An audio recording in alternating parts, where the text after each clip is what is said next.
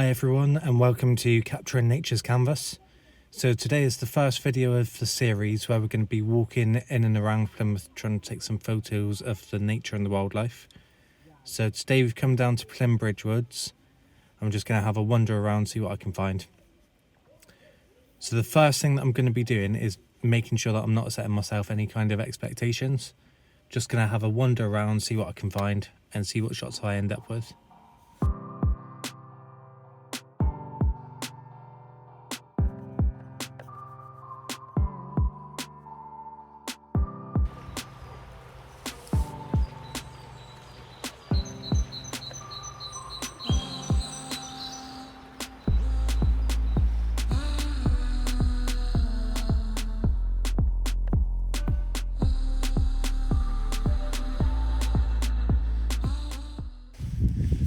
So just on the opposite side of the river there, we've got a mandarin duck.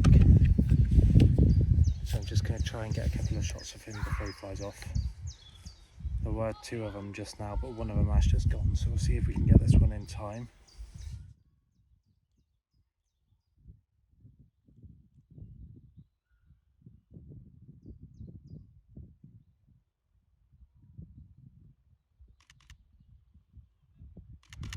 Okay, so what I'm doing is I'm getting really low down to the ground, just so I can bring out a little bit of the background a bit more as well.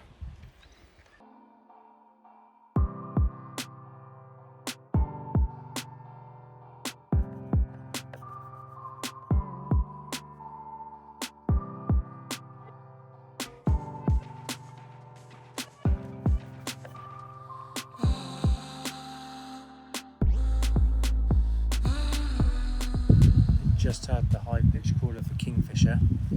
Sounded like it was coming behind me, so it's probably doing a little bit of a loop and then should be back in a minute hopefully. Normally they follow kind of like set patterns, so they'll go to one place, then dart to another and then go back. Normally it's around like 20 minutes or so. So whilst we're waiting on something to happen, I'll just talk you through what equipment I'm using. So I've got the Canon EOS R, and that is paired with the Sigma 150-600 Contemporary. Now, using such a long lens on a camera like this, although it's full frame, is really high megapixel, so I can crop it quite a lot. So it does give me quite a long reach, and shooting across to the other side really isn't a problem. So just up here somewhere we've got a robin. Just waiting for him to make an appearance so that I can get a few shots of him. Really vocal, but not made an appearance yet.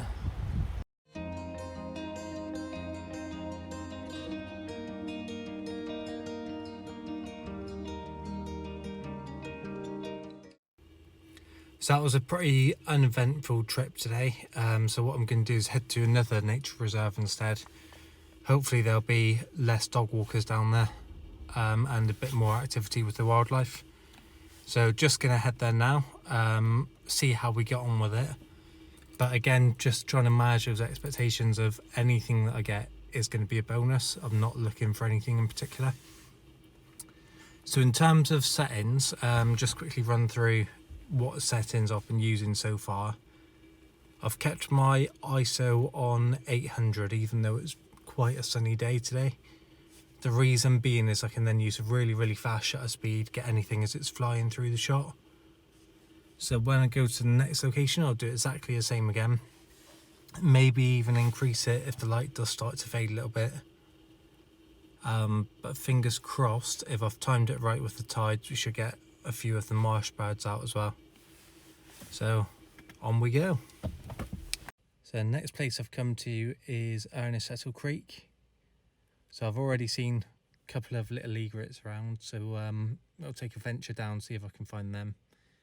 Really nice day. Again, quite a few people around, but I'm hoping it's not going to be as bad as Plymouth Woods. If it is, then I'll just take a venture a little bit further afield, a little bit more into the woodland.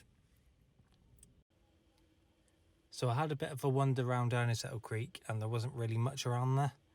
Or nothing really stand out that I wanted to photograph anyway. So I've come down to Radford Lake and I've already got some photos of a swan. and the flip out LCD screen on the R is really handy.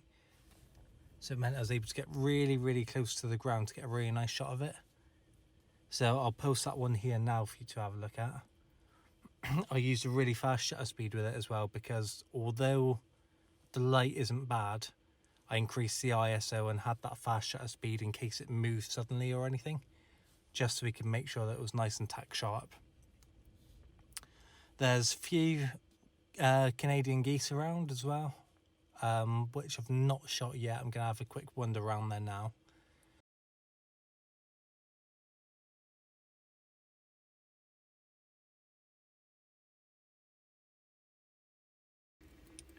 So I got a couple photos of the Canadian geese, but not really anything too major today. Couple shots of seagulls flying around, and I think even a couple of ducks. I'm not sure if I got them or not there. But yeah, not really anything massively groundbreaking today. I'll still post all of the photos at the end of this video, but it's more just about demonstrating the fact that I try and get as low to the water as I can and try and get eye level where possible, and showing that the EOS R is capable of taking wildlife photos. Since I bought the R5 and the R6 have come out, which are more designed for wildlife photography, but doesn't mean that the R is incapable. Yes, the R5 and the R6 eye tracking is phenomenal, but the R is still a perfectly good camera. So yeah, I hope you enjoyed this video. I'll try and post some more whenever I get the chance to.